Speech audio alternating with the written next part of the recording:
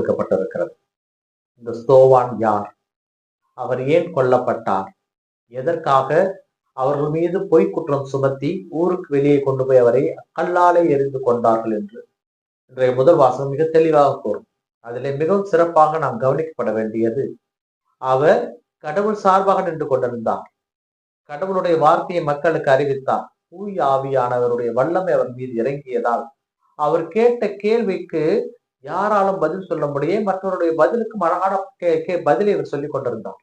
அப்படிப்பட்ட வல்லமையோடு நிகழ்ந்து கொண்டிருந்தவர், இதோ வானம் திறந்திருப்பதையும் மானிட மகன் வருவதையும் நான் காண்கிறேன் என்று சொன்ன பொழுது அவர் மீது காழ்ப்புணர்வு கொண்டு பொறாமையால் காவி மூடிக்கொண்டு ஊருக்கு வெளியே அவரை இழுத்து கொண்டு போய் கல்லால் இருந்து கொண்டதாகத்தான் இன்றைய முதல் வாசகம் நமக்கு பதிவு செய்திருக்கிறது.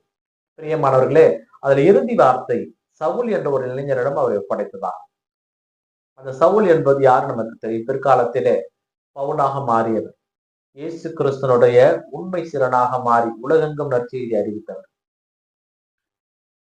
இப்படி இந்த ஸ்தோவான் செய்த சாதனைகளை நாம் நினைத்து பார்க்க கடமைப்பட்டிருக்கிறோம். மரித்தார், கடவுளுக்காக மரித்தார். ஆனால் அவருடைய ஒவ்வொரு சொட்டு ரத்தமும் ஒரு விசுவாசியை உருவாக்கியது. ஏனென்றால் அவர் இறக்கும் தருவாயில் இயேசு கிறிஸ்து சிலுவையிலே பயன்படுத்திய வார்த்தைதான் இவரும் பயன்படுத்தினார். தந்தையே, உன் கையில் என் ஆவியை ஒப்படைக்கிறேன் என்று இயேசு கிறிஸ்து சொல்லியிருப்பார். ஆனால் இவர் இறக்கின்ற தருவாயிலே, இயேசுவே, என் ஆவியை உம்மிடம் ஒப்படைக்கிறேன் என்றார். இவர்கள் அறியாமல் செய்கிறார்கள், இவர்களை மன்னியும் என்று சொன்னார். இவருடைய பாவங்கள் என் மீது யார் மீதும் சுமத்த வேண்டாம், இவர்கள் அறியாமல் செய்கிறார்கள் என்று இவர் சொன்னார்.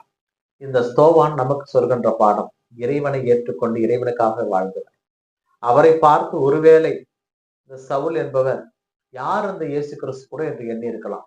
உயிர் போகும் தருவாயில் கூட அந்த இயேசுவை நினைக்கிறார் என்றால் அவர் யார், எப்படிப்பட்டவராக இருக்கலாம் என்று யோசித்திருக்கலாம்.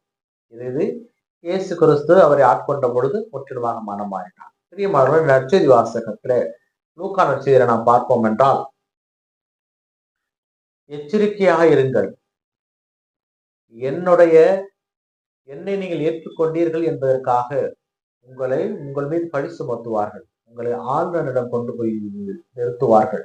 அங்கு என்ன பேச வேண்டும், எதை பேச வேண்டும் என்றெல்லாம் கவலைப்பட வேண்டாம். தூய ஆவி உங்களுக்கு அருள்வார், அதை குறித்து மட்டும் நீங்கள் பேசுங்கள் என்று சொல்லியிருப்பார். அதன் பிறகு சகோதரர் சகோதரிகள் நமக்கு எதிராக கிளர்ந்தெழுவார்கள், தந்தையும் தாயும் நமக்கு எதிராகவே கிளர்ந்தெழுவார்கள். ஆனால் இறுதி வரை மன உறுதியுடன் நிற்பவரே ஆசீர்வதிக்கப்பட்டவர் என்று சொல்லுவார். இந்த ஸ்தோவான் இறுதி வரை மன உறுதியோடு தான்